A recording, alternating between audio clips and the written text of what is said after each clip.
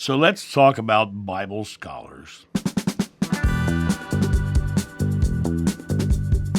I recently had someone ask me about my opinion on the Bible scholar Bart Ehrman.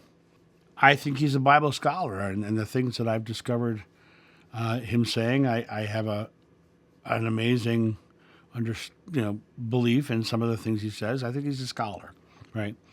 And he started out as a devout Christian, and now he's an agnostic slash atheist, right?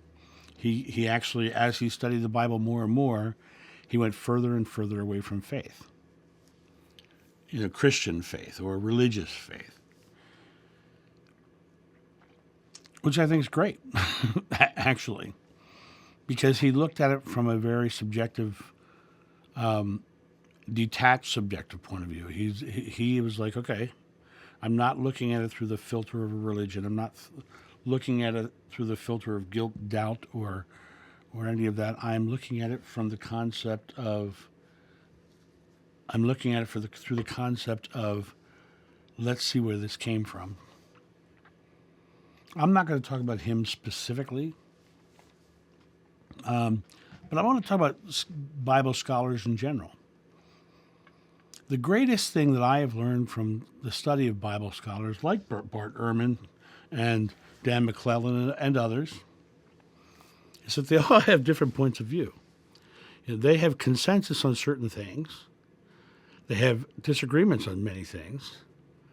They all find historical references and they find discrepancies all throughout the Bible. They find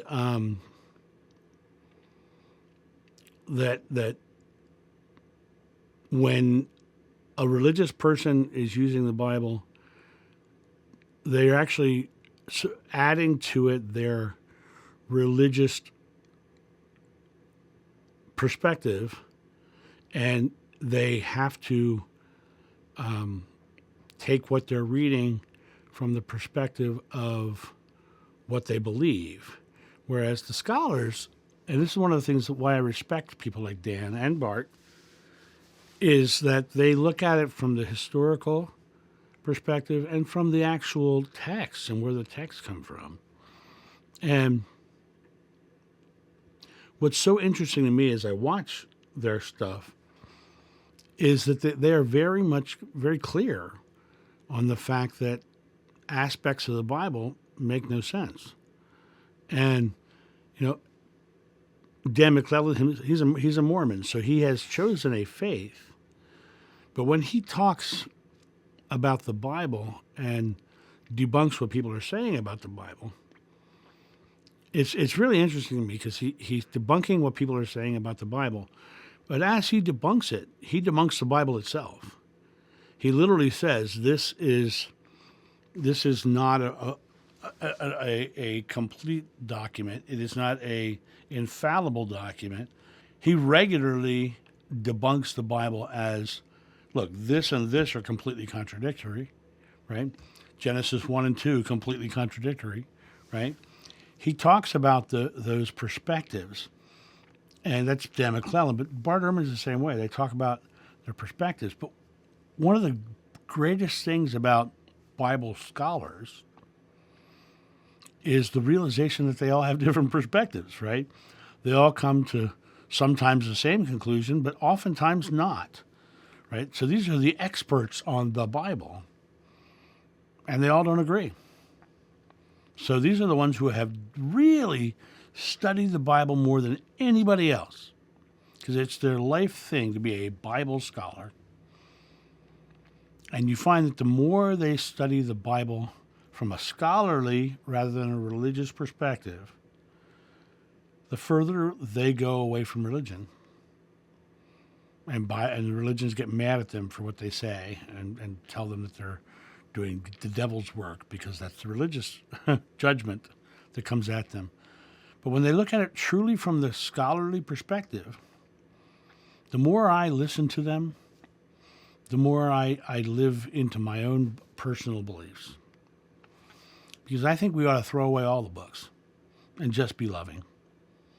Because the books are just manipulated for thousands of years to meet the goals of man and religion. When you release that, you find that you can be loving every day. You find that you can live a life that is surrounded by love. But until you release it, you are subjugated to judgment and fear and anxiety that those religions actually tout and speak about and sell. And I say sell specifically because many of the religions use the fear to make money, right? I think when I look at Bible scholars, they absolutely 100% cement my faith. They show me exactly what I believe. Be loving. Live in a loving world. Right? Create loving. Love one another. Right? Put on your love goggles when you read them. Take away all the stuff that's contradictory. And you come back to the simple message that God is love and be love. All the rest is just manipulation, translation, agendas. Just be love.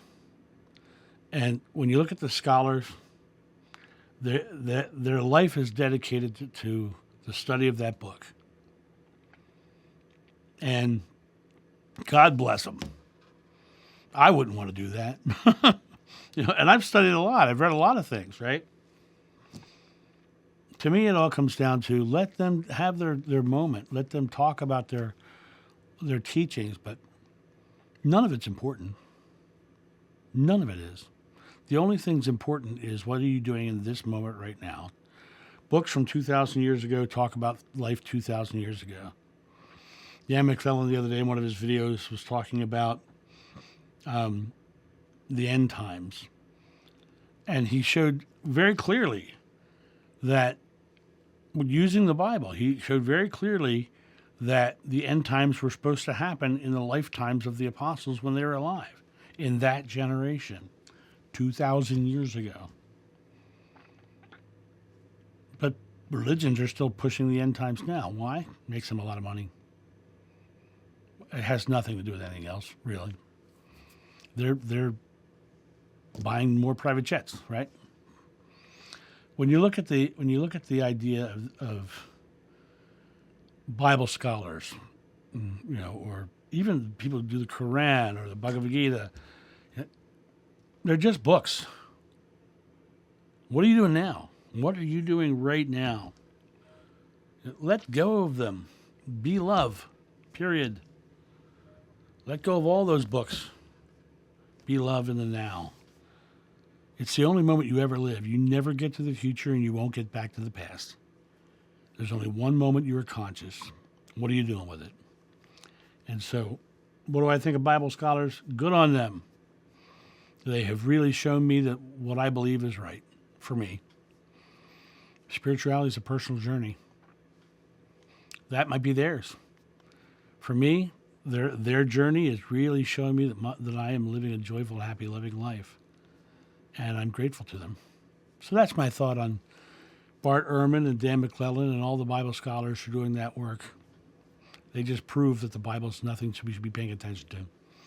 That's my thought on that. You guys have a great day, and I'll talk to you soon. See ya. Bye.